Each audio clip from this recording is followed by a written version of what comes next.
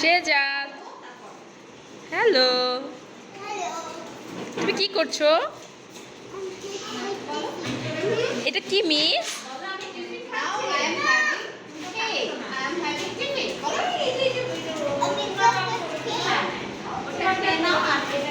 তোমার ভালো লাগছে ক্লাসে?